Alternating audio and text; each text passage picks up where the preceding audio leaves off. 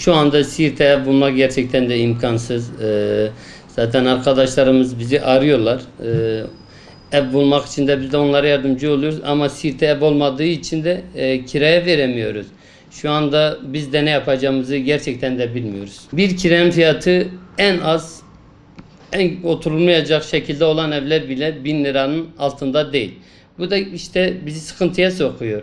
Biz de şu anda onların derdine düşmüşüz. Çünkü gerçekten de ev olmadığı için sıkıntı. Yani şimdi tamam, uzman çavuş arkadaşlarımız, polis arkadaşlarımız geliyor. Onlara bile ev veremiyoruz. Yani zaten öğrenciye düşün.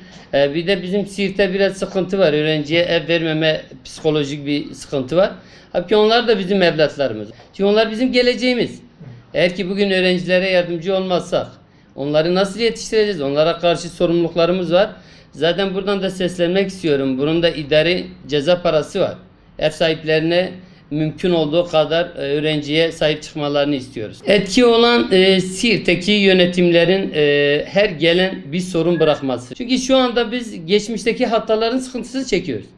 Eğer ki biz geçmişte çalışmalarımızı, imarlarımız düzgün yapılmış olsaydı bugün evlerimiz, müteahhitlerimiz çalışma hakları olurdu. Müteahhitlerin de arazi şartları uygun olmadığı için şimdi müteahhitlerimiz de bir şey yapamıyor. Zaten fiyatlar da almış başını gidiyor. Malzeme çok pahalı. Şimdi her şey pandemiden de oluşan bir boşluk oldu. Gerçekten de Allah hepimizin yardımcısı olsun. Şu anda ev bulmak mümkün değil.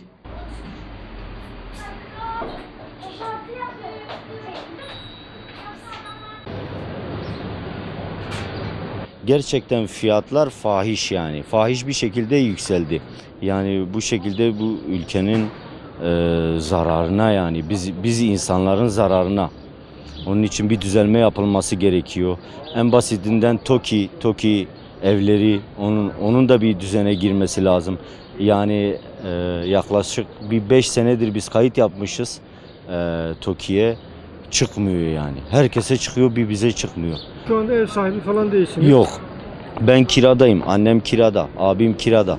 Üçümüz yaklaşık bir 3500 lira 4000 liraya yakın kira ödüyoruz yani. Siirt'te de şu anda evler 500 liralık bir ev 1100 lira 1200 lira istiyor.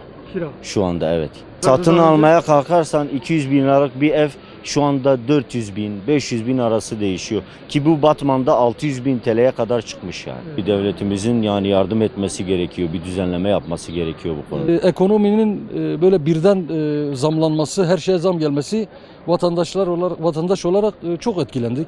Bunun olmaması lazım. Bir devlet buna bir çare bulması lazım. Şimdi biz beklerdik ki böyle evlerin fiyatı düşecek, kiralar düşecek, ev fiyatları düşecek, fakat çok arttı. Yani bunun nedenini bilmiyoruz. Neden böyle oldu? Biz de şu an beklentimiz bu kiraların düşmesi. İnşallah bir an önce devlet buna bir el atar da bu asgari ücretli vatandaşlarımıza da mağdur olmayacak şekilde onlara bir destek olur.